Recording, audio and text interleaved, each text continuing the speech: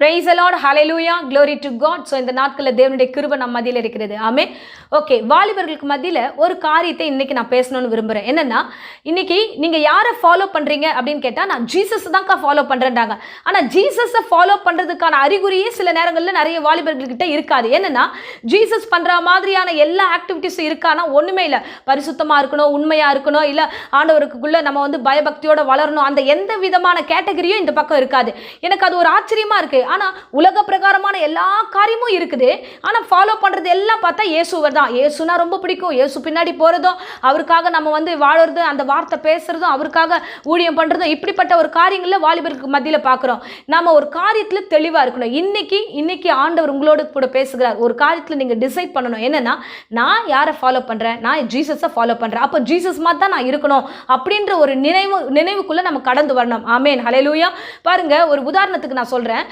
இந்த உலக பிரகாரமான வாலிபர்கள், அதாவது இயேசு கிறிஸ்துவை ஏற்றுக்கொள்ளாதவர்கள் ஒரு தெளிவில் இருக்காங்க. எந்த தெளிவில் இருக்கிறாங்கன்னா, நான் என் ஹீரோ இவர் தான், நான் அவரை தான் ஃபாலோ பண்ணுறேன் அப்படின்னு ஒரு ஆக்டரை அவங்க வந்து ரெடி பண்ணுறாங்க. யாரையாவது ஒருத்தர் அவங்க முன்னாடி முன் வச்சு பேசுகிறாங்க. அவங்க ஹீரோ எப்படி பண்ணாரோ அப்படியே பண்ணுவாங்க. அதே ஹேர் ஸ்டைலு, அதே ஸ்பீச்சு, அதே மாதிரி ட்ரெஸ்ஸிங்ஸு, அதே மாதிரி போகிறது வர்றது எல்லாமே வித்தியாசமாக இருக்கும். அப்படியே அவங்கள பார்த்தா இவங்களை பார்க்குற மாதிரியான ஒரு மாடுலேஷன் இருக்கும். ஏன்னா அவர் எப்படி தலைவர் எப்படியோ அதே மாதிரி தான் இந்த பிள்ளையும் இருப்பான். அதே அந்த தெளிவு இந்த உலக பிரகாரமான பிள்ளைகளுக்கு மத்தியில் இருக்கிறது. ஆனா ஜீசஸ்குள்ள இருக்கிற அருமையான பிள்ளைங்களாகிய நாம எப்படி இருக்கோம்? இன்னைக்கு வாலிபர்களாக நீங்க எப்படி இருக்கீங்க? உங்களுடைய ஹீரோ யாரு? ரியல் ஹீரோ யாருன்னா ஜீசஸ் தான். ஆமென். இன்னைக்கு ரியல் ஹீரோவை விட்டுட்டு ரியலான விஷயத்துக்கு பின்னாடி நம்ம போயிட்டு இருக்கிறோம். இன்னைக்கு ஒரு காரியத்தை ஆண்டவர் உங்களோட பேசுகிறாரு. ரீலா எதை டிசைட் பண்ண போறீங்க? ரியலான ஒரு விஷயம், ஃபேக்கான ஒரு விஷயம், உண்மையே இல்லாத விஷயம், அதுக்கு பின்னாடி நம்ம இருந்துட்டு இருக்கோம். இல்ல, இந்த டிஸ்டர்பன்ஸ் நம்ம லைஃப்ல இருக்கக்கூடாது. இந்த குழப்பம் நம்ம மத்தியில் இருக்கக்கூடாது. இன்னைக்கு ஒரு வசனத்தை நான் உங்களோட கூட பேசுறேன் பாருங்க. யோனா புத்தகம் 2ஆம் அதிகாரம் 8வது வசனம். பொய்யான மாயை பற்றிக் கொள்ளுகிறவர்கள் தங்களுக்கு வரும் கிருபையை போக்கடிக்கிறார்கள். ஆமென், ஹல்லேலூயா. பொய்யான காரியத்தை இந்த வேளையில கையில வச்சிருக்கிறவங்க, ஃபேக்கான விஷயத்தை கையில வச்சிருக்கிறவங்க, மாயையான விஷயத்தை கையில வச்சிருக்கிறவங்க, ஆண்டவர் கொடுக்கிற கிருபையை இழந்து போகிறீங்க. இன்னும் தெளிவா நான் பேசுறேன் பாருங்க. அதாவது பொய்யான விஷயம் அப்படின்னா ஒரு சினிமாவாகட்டும், மற்ற காரியமாகட்டும், அது மாயையானது, ஒரு நிழலற்ற காரியம். அந்த காரியத்தில் நம்ம என்ன பண்றோம்? ரொம்ப அதிகமாக நம்மளுடைய டைமை ஸ்பெண்ட் பண்றோம். ஒரு டிவி சீரியல் ஆகட்டும், இல்லைன்னா வந்து ஒரு ஃபிலிம் ஆகட்டும், இல்லைன்னா வெப் சீரியல் ஆகட்டும், ஏதாவது ஒரு விஷயத்தை நம்ம கையில் எடுத்துக்கிறோம். அதில் வந்து டைம் ஸ்பெண்ட் பண்ணி அதை டவுன்லோட் பண்ணி பார்க்குறோம்.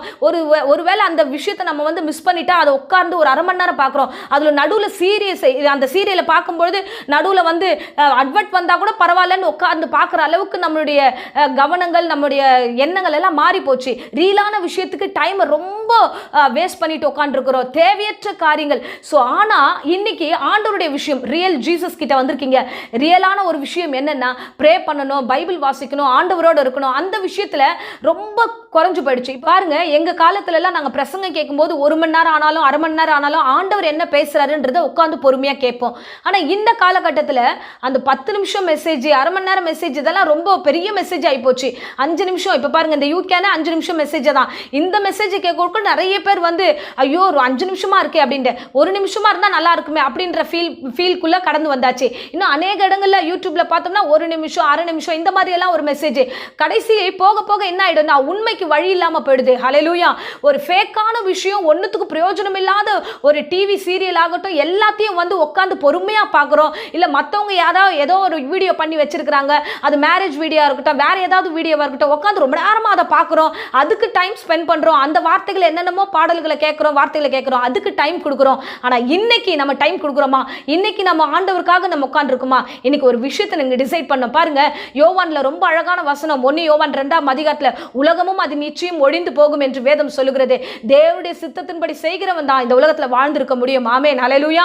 இந்த உலகத்திலும் மறுமையிலும் ஆண்டவர் நம்ம கொண்டு போய் சேர்க்கணும்னா நிச்சயமா தேவனுடைய சித்தத்தை நம்ம செய்யற பிள்ளைங்களா இருக்கணும். இன்னைக்கு எல்லாருடைய வாலிபர்கள் மத்தியில் ரெண்டும் கலந்தது போல இருக்குது. ரியலும் இருக்கு, ரீலும் இருக்கு. முதல்ல நீங்க ரியலுக்கு முக்கியத்துவம் தரீங்களா, ரீலுக்கு முக்கியம் கொடுக்குறீங்களான்றது யோசிச்சு பாருங்க.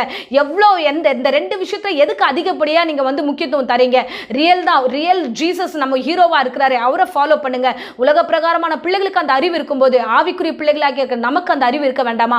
ஸோ வாலிபர்களாக உங்களுக்கு அந்த அறிவு இருக்கணும். உங்கள் ரியல் ஹீரோவை பாருங்க, அவர் எப்படியெல்லாம் வாழ்ந்தாரோ அப்படியெல்லாம் வாழ்ந்து சாட்சிகளாக இருப்போம். ஆமென். இதுதான் ஆண்டவர் உங்களோட பேசணும்னு விரும்பினாரு. ஆகையால தேவ பிள்ளைகளாக நீங்க தெளிவுள்ள பிள்ளைகளாக இருக்கணும்.